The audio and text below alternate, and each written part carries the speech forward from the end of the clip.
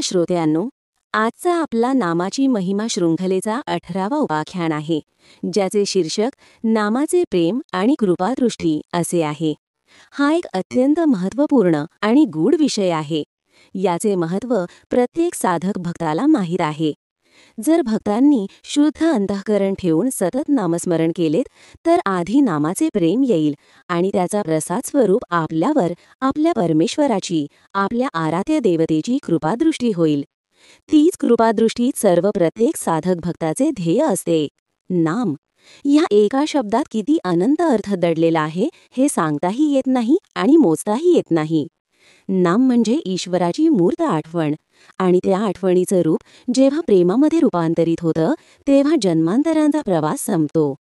आपल्या आयुष्याचा अर्थ जर कोणी खऱ्या अर्थाने ठरवू शकतो, तर तो नामाचा अनुभवच आहे.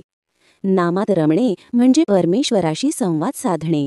हे संवाद शब्दांनी नव्हे तर भावांनी घडतात. जेव्हा भक्ताच्या अंतःकरणात नामावर प्रेम उत्पन्न होतं, तेव्हा परमेश्वराची कृपादृष्टी आपोआपच त्याच्याकडे वळते.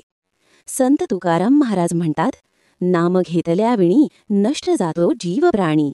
नामाशिवाय जीवाचे रक्षण होत नाही, कारण नाम म्हणजेच ते अधिष्ठान ज्यावर ईश्वराची करुणा उतरते. पण हे नाम केवळ जिभेवर घेतलं म्हणून त्याचा फळ मिळत नाही. नामावरचं प्रेम हृदयातून फुललं पाहिजे.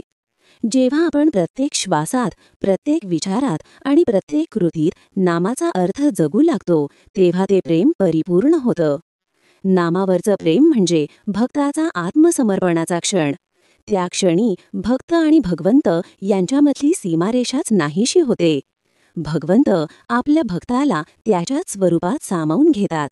हीच ती कृपादृष्टी जी योग, तप, ध्यान, कर्म किंवा ज्ञान यांपेक्षा सहज उपलब्ध आहे. कृपा ही मिळवायची नसते, ती प्राप्त होते जेव्हा मन शुद्ध आणि प्रेममय होतं. जिथे स्वार्थाचा अंश संपतो, तिथूनच कृपादृष्टीचा प्रारंभ होतो.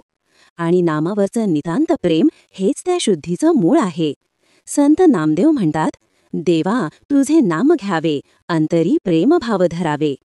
हे प्रेमभाव म्हणजे भक्ताचा परम साधन आहे. कारण नामात गुंतलेलं मन शांत होतं, चित्त निर्मळ होतं आणि जीवन अर्थपूर्ण होतं. आजच्या युगात आपण सर्व काही शोधतो, सुख, यश, समाधान, पण ह्या सगळ्यांचं मूळ एका साध्या शब्दात दडलेलं आहे, राम. विठ्ठल, कृष्ण, शंकर, कोणतंही नाम घ्या, पण भावाने घ्या. कारण नामाचे प्रेमच कृपादृष्टीला आमंत्रण देतं. ज्याच्या जीवनात नामाचं प्रेम आहे, त्याच्या प्रत्येक पावलावर परमेश्वराची कृपा असते. संकट येतात, पण ती त्याला वळवू शकत नाहीत. दुःख येतं, पण ते त्याला विषाद देत नाही. कारण नामावरचं प्रेम हेच त्याचं संरक्षण आहे. आपणही आजपासून एकच ठरवूया, नाम फक्त उच्चारणासाठी नव्हे तर अनुभवासाठी घ्यायचं. नामावर प्रेम करायचं, नामात राहायचं आणि त्या प्रेमातून कृपादृष्टी अनुभवायची. नाम हेच धन, नाम हेच जीवन आणि नामावरचं प्रेम हेच ईश्वराची खरी कृपा आहे. ओम शांती शांती शांती.